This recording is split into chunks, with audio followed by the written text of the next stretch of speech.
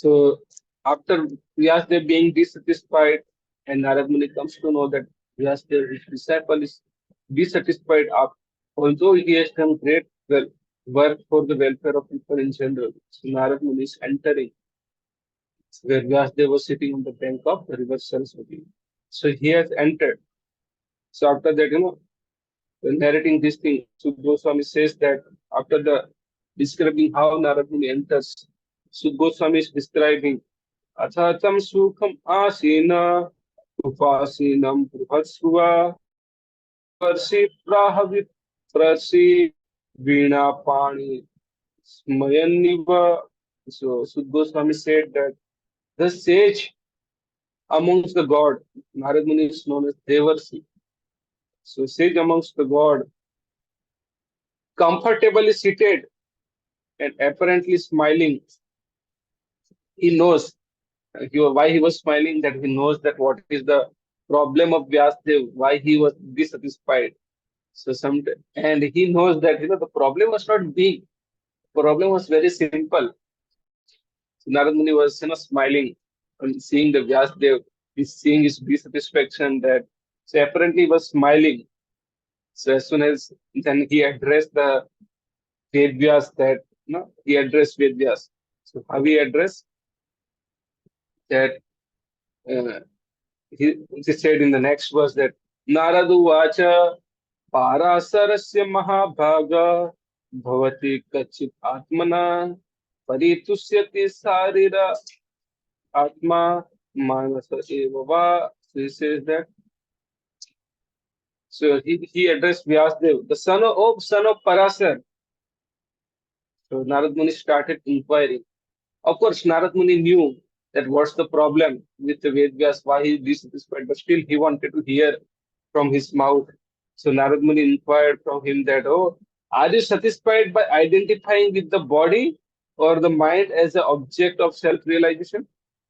So now the question comes, why he's directly telling, oh, are you satisfied with identifying with the body or the mind as a subject of self-realization? So Veda, as Krishna says in Bhagavad Gita, uh, second chapter, that don't attracted by the flowery words of Veda. Imam puspitam vacha. He says in the second chapter, 41st verse. Sorry, 42nd verse.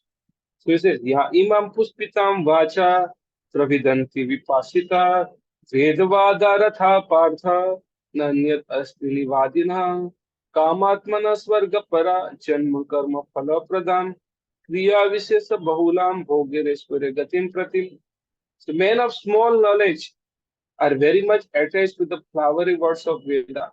So basically, most of the subject matters of the Vedas are meant for sense gratification. Oh, if you perform this yajna, then you go to heavenly planet. If you perform this yajna, then you get beautiful wife, beautiful husband, like that.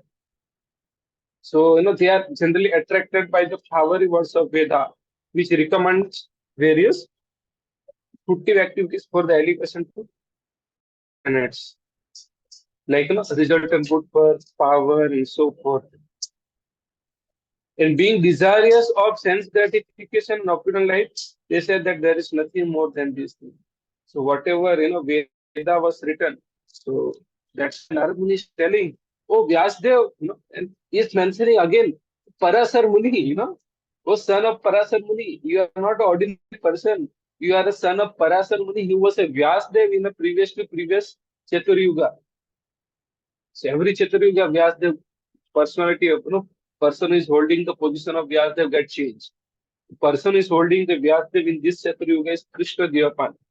So in the previous Chaturyuga, who was Parasar Muni. And in the next Chaturyuga, the Aswatthama is going to be Vedvyas. So he says, oh, you are not, oh, son of Parasar Muni. He has done great compilation of Vedic literature, Puranas for the welfare of people in general, and he has glorified about the Supreme Lord Hari. And we know that Sadeshwarya, the definition of the Supreme Personality of God who possesses six opulence, that Seshwarasya, Samagrasya, Viryasya, Yashasya, Sriya, all wealthy, all powerful, all beautiful, then What else? All knowledgeable, all famous, and all renunciate. These six opulence, whoever is possessed in unlimited way and completely, so he is known as Supreme Lord. So that definition is given by Parasar Muni. So Parasar Muni is not ordinary person. So Sud Goswami is telling, oh, the son of Parasar Muni. So sometime, if we are the son of great person, so the something is expected from us and something is not expected from us. Just like, suppose someone is coming in a Brahmanical family. So naturally it is expected that he is peaceful, he is not angry, he has a good quality, he has a knowledge about Shastra. So that is expected. And what is not expected from him? Oh, he become angry, he speak nonsense things. These things are not expected. So that's why Narad Muni is telling, oh son of Parasar, then he is mentioning, are you satisfied by the identifying with the body and mind? So as we discussed in the Bhagavad Gita, so it is mentioned that mostly the Vedic texts are associated with the sense gratification which are related to body and mind. So that's why Vyasadeva is asking that, oh, are you satisfied? So this was the hint. And by doing this thing, even Narad Muni also gave a hint to Vedas that, oh, mostly Vedas discuss about mind and body, which is related to sense gratification. So are you happy? So are you happy with this as the object of self-realization? So that's what, this was a hint by Narad to Vyasadeva regarding the cause of his despondency. Vyasa, as the descendant of Parasar, a greatly powerful sage, has the privilege of having a great parentage. We should not have given Vyasa cause for despondency. So Vyasa should not have made this kind of mistake. Being a great son of great father, we should not have identifying the self with the body or mind. So the son of Vyasdev, so Parasar Muni, so of course, basically should be aware that he should not much describe about body and mind sense gratificatory activity. So this is expected from ordinary person who has a poor fund of knowledge. Okay, we accept. No, ordinary person made such a mistake. Okay, but Vyasdev should not have done so, right? So, so one cannot be cheerful by nature unless one is factually seated in the self-realization. So, if he unless and until he doesn't discuss about the self-realization, he will not be happy. That's why Vyasdev was despondent. So in the next, again Vyasdev inquired, Jigyasitam susampannam apite mahad adbhutam krutvan bharatam yastvam sar sarvartha paribruhitam. So your inquiries were full and your studies were also well fulfilled. So your studies also fulfilled and whatever jigyasa you have, that was also right. And there is no doubt that you have prepared a great and wonderful work, the Mahabharata, which is full of all kind of Vedic sequences elaborately explained. So he has compiled, first he compiled Veda, then Purana, then Mahabharata. So Mahabharata explained through real-time example how to perform, how to follow the instruction of Veda. So he did everything. Okay, he was sufficient knowledge. So Narad Muni is telling, this is not expected from you. That, you have done all those things. Then he said, Jigyasitam aditam cha brahma yat sanatanam tathapi sochyasyatman tutartham eva prabho. So he says, and then he says, Narad Muni, Vyasadeva is being glorified by Narad Muni. You have fully delineated the subject of impersonal Brahman as well as the knowledge derived therefrom. So everything you have described. Why should you be despondent in spite of all this, thinking that you are undone, my dear Prabhu? He is telling, this is not expected from you. So why are you despondent? If you are thinking that you have done, described the subject of impersonal Brahman as well as knowledge derived from there. Why? Okay. So most of the Vedic subject matters deal with impersonal conception, especially Upanishad. They don't directly describe. Even if you read it's Upanishad, there it's not God is not fully described. It's here and there, here and there. Why? So that answer is given by Lord Krishna in the 11th canto. There he says that why this kind of suspense is given in the Vedic Shastra. Krishna says that he liked the esoteric explanation of Veda because he want that devotees discuss among each other, devotees debate among each other to establish the supremacy of the God. If he would have been directly described, no one would have accepted, that would have been God, approached the devotee of Lord Krishna. So that's another point. So we'll discuss that in 11th canto. Esoteric explanation. Krishna likes esoteric explanation. The Vedanta Sutra or Brahma Sutra compiled by Srila Vyasadeva is fully deliberation of the impersonal absolute feature, and it is accepted as the most exalted philosophical exposition in the world. So it covers all the subject beginning from eternity, and the methods are scholarly. So there cannot be any doubt about the transcendental scholarship of Vyasadeva. Then the Naradmuni asking, then why are you lamenting? In the next verse, Vyasadeva is replying that now Naradmuni inquired that uh, why are you what is the reason behind your discordancy? And now Vyasadeva is replying that Asatyeva me sarva idam tvayuktam tathapi na atma paritusya te me tanmulam avyakta gada bodham uchhamahe tvam tvatma bhavatma bhutam. So Vyasadeva is replying that all you said about me is perfectly correct. And despite all these, I am not pacified. So this Vyasadeva is telling what he's feeling in his heart. I therefore question you. Whatever you said, that is correct. I am also not understanding. So Vyasadeva is telling, I therefore question you about the root cause of my dissatisfactions. So of course, Vyasadeva is literary incarnation, is a Satyavis avatar, specially empowered incarnation. He doesn't require Guru, but to set an example for people in general, he's asking this thing. So I therefore question you about the root cause of my dissatisfaction. For you are a man of unlimited knowledge due to your being offspring of one Brahma, who is a self-born without mundane father and mother. So self-born means he has come out without the help of mother. He has directly come from the navel of Garbhodakshay Vishnu.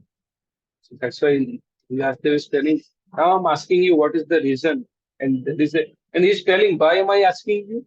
Your knowledge is unlimited. And you have uh, and you are the son of Brahmaji, who is a self-born. Self-born means he is not come out by the mundane father and mother. Okay. So in the next verse he says, Save Bhavan Ved Samasta Guhyam Upasito Yad Purusa Puranam Paravare Manaseva Visvam Srujati Avatyati Kunera Sangha. So my Lord, everything that is mysterious is known to you. So Vyasadeva continued that, telling Narad Muni that why am I asking you about my reason of my despondency? Everything that is mysterious is known to you because you worship the creator and destroyer of the material world and maintainer of the spiritual world, original personality of God. So Vyasa is telling you are worthy to be asked because you are the devotee of Lord Krishna. Lord Krishna. So original personality of God, which is transcendental to three modes of material nature. So that's why Vyasa is asking to Narad Muni. And in the next verse he says, Tvam paryatan narka iva triloki anantasharo vayu ivatma sakshi paravare brahma dharmato prathe snatasya me nunam alam vichakshava. Like the sun, your goodness can travel everywhere in the three world. So Vyasdev has eternal visa for each every loka. He can go to heavenly planet, America, Europe, wherever he wants, he can go ahead. His visa never expires. He can travel anywhere. Okay. He has no bodily limitation because his body is Sachidananda, transcendental. Yes, so he can travel everywhere, any of the lokas in the three world. And like the air, you can penetrate the internal region of everyone. Even he can go within the heart of everyone. Internal region means heart of everyone, mind of everyone. He can read. As such, you are as good as the all-pervasive super soul. See, because he's empowered by the Supreme Lord. He is Trikal Jnani, Sarvagya. He knows. Okay. So that's why Vyasdev is asking to Narayana, therefore, find out the deficiency in me. So Vyasdev is asking, please find out the deficiency in me, despite my being absorbed in transcendence under disciplinary regulation and vows. Although I was so much discipline and vows, but still I am a despondent. There is some deficiency within me. So kindly, please find out the root cause of my problem. So from this, we should learn the lesson that if there is a emptiness in the heart, we never feel satisfaction. Okay, so that's what he said. We asked that, please find out what is the reason of my being dissatisfaction. So as in Bhagavad Gita also, second chapter, seventh verse, that where Arjuna is telling Krishna, first of all, Arjuna was putting so many arguments why he should not fight this battle, that he was giving, okay, we should be compassionate, then we'll suffer the sinful reaction, then we'll not be able to enjoy. Then finally saying that, uh, yeah, then he says, our, what should I say, that family dynasty will be destroyed.